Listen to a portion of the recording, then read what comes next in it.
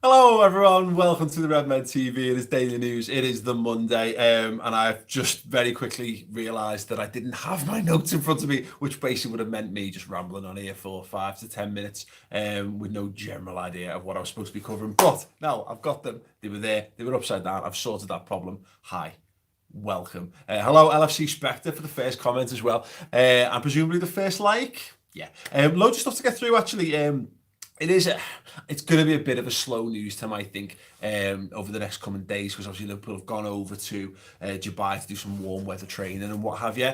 And what it means, I think they'll probably pull the shutters down on several things. One thing that we have seen, which has given us all a massive boost on what's apparently Blue Monday, the saddest day of the year, was the video of Alex Oxlade-Chamberlain in training. Like, if that guy's had a serious knee injury, and he has had a serious knee injury, I've got no idea how he is capable of standing up and walking around, let alone doing like the mad jumping and Cruyffing and turning and skinning of dummies thing that he's done in this video. If you've not seen this, I'm pretty sure it'll be on the Redmen Twitter account. It'll have been tweeted out by Ross today.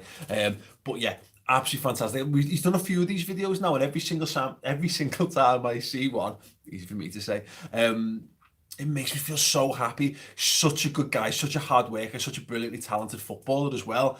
And when you think about people, you just think about the bellends in this world who get away with things. You've got one in the White House, for example. Just absolute knobheads, and very bad things don't happen to them. For something like that bad to happen to such a good guy, it's a real shame. So yeah, great to see him back. And I watched the video. I've no idea how he's doing it.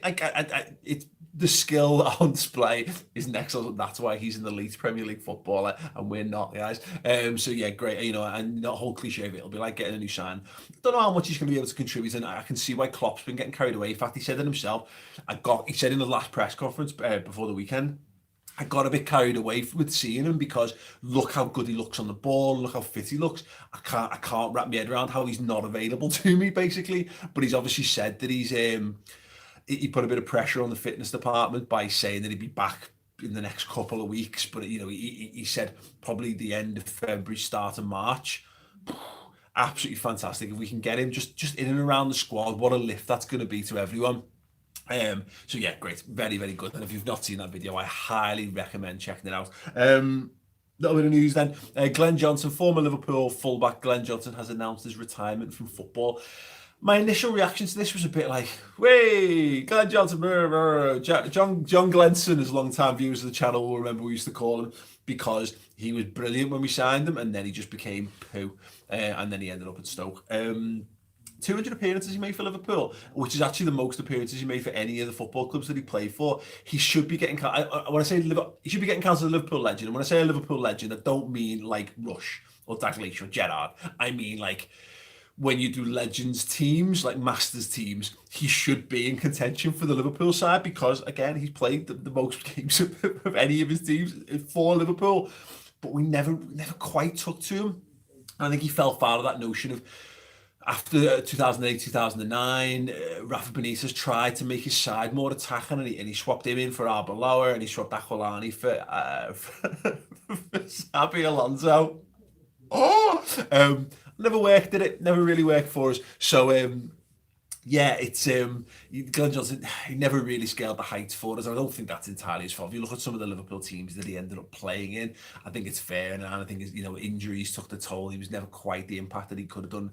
We actually might have seen more of him under Rodgers. We saw him very briefly on the right side of a back three. And then I think he got injured in the very first game that we played him there, and he never really made it back into the Liverpool side. So it was such a shame. And I've got Amit S saying in the comments, one of the worst players.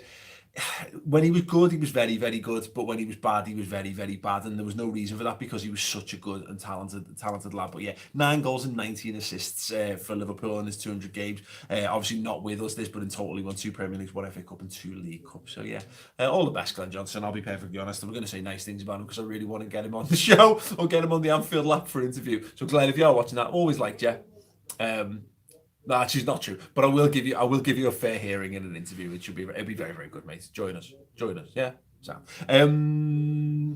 John Moss. It was revealed at the weekend, was James Milner's PE teacher. So James Milner's former PE teacher and coach of his school team, which was, let me get this right, the was Westbrook Lane Primary School in Leeds. Yeah, his ex-PT just sent him off at the weekend. Fuck you, John Moss, you absolute bellend. Yeah, there you go. Thought that was quite interesting. Obviously, doing the pictures, doing the rounds at the moment. I Yeah. Anyone else bumped into that old PE teachers? One of our former PE teachers, as it turns out, was a bad nonce. That was in the paper and everything. He was actually Chris's form teacher. Wasn't mine. Never really had me. He wasn't really one of my. Hello. It wasn't really one of my teachers, but he was one of Chris's teachers. I'll leave it at that. I'll let you mind run wild. Man United and Real Madrid are apparently battling it out for Eder Militao. I keep mentioning him. £45 million as being the reported fee. He looks really good. He's obviously at Porto. Liverpool are also apparently in the mixer for all this. This has got all the hallmarks of a bit like the Fabinho stuff. Would it be hilarious if the season ended and within 3 hours we announced him as signing for us? Let us know your thoughts on Militao. Is he the kind of person that we should be targeting this summer if we can? I've got Tussie33 saying that Militao would be a perfect signing. Would love us to sign Militao, says Ben Druce. Autocorrect's a bitch, isn't it? Wan-Bissaka, says Callum Gardner. Yeah, I'd be all over us signing Wan-Bissaka, though I'm not really sure. No, sorry, Sean Lunt, Ian Knowles. It wasn't in Knowles. Wasn't he at SFX? Mr. Knowles, I feel like I've got a cousin who had a teacher who was a nonce. His name was Knowles. Again, this isn't alleged. This was all in the Liverpool Echo. Anyway, Buvac.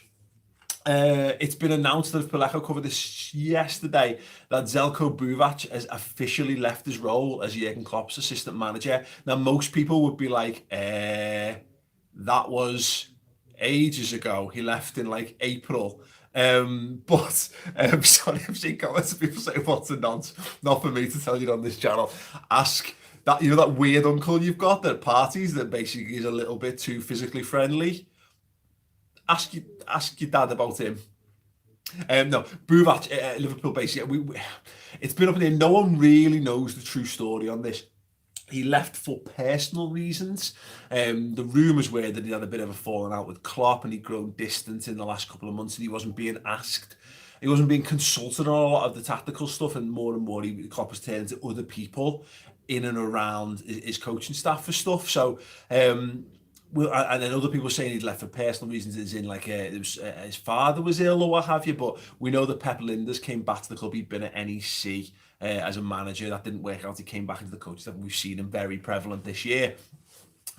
So by all accounts, he's going to be officially announced as the official assistant manager or what have you, alongside Peter Kravitz, who's been there obviously a long time member of the Klopp backroom staff. So yeah, that's where that's at. And I still would really like to know the story. This has got the feeling of probably in the summer, either when he takes a new job or something like that. Maybe like I don't know, like a John Northcroft might get the chance to sit down with him and find out a little bit more about him and maybe find out the true story of that. We'll know more. I think that will be hopefully a fascinating story to tell, and hopefully it's not based on anything too serious. Again, seeing in comments there that it was about his mum and dad. We just don't know, and that's a real shame. We had this with Alexander Donny, if you remember, just went missing from Liverpool. No one knew what had happened, and it turned out that I think he had a heart defect or something, and I think it caused him to retire, but they couldn't publicise it because obviously he was a working footballer or whatever. So we'll know more of that obviously in the near future. But what we do know is that we can put to rest all this. Buvac needs to come back and sort all our problems out. I think we can firmly agree at this point that Liverpool are doing absolutely fine without Buvac. Not a slur on the abilities of Željko Buvac in any way, shape or form. Just Liverpool are top of the league. We are 4 points clear at the top of the league and we're still in the Champions League. So Pep Linders, I think, deserves credit for the job that he's done at Liverpool. I've seen a few people saying, I don't know what he does and what's the point of him? Yeah. Who knows? It's a collection. It's a team effort.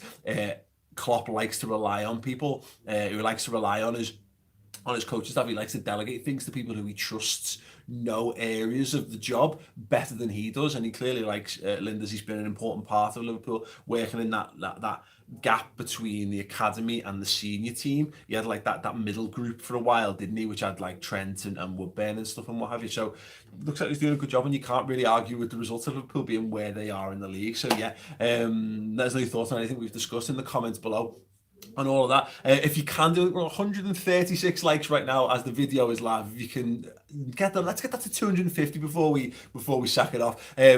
Do remember, we've got a whole host of content on the redmentv.com. The Reds transfer roundup show will be coming up a Thursday this week, where we're going to be looking at all the transfer news in and out, in depth and detail, and a lot of the other stories in and around Liverpool Football Club.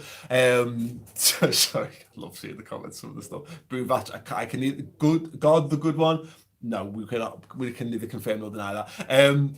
So there will be loads of boss content. There's the Around the League podcast that was recorded today. The final word show we've just done was, I think it was over an hour, talking about Crystal Palace, delving into Naby Keita, Jordan Henderson, the performance of James Milner. Chris has got stats and tactics going out tomorrow morning as well. Some phenomenal content. If you need something to keep you ticking over in the whole Liverpool world between now and the Leicester game, which is yonks away, then get over, sign up, start your free month, get involved with all the stuff we're doing. But yeah, anyway, thank you very much to everyone who's watched, liked, shared, commented and subscribed while we've been doing this.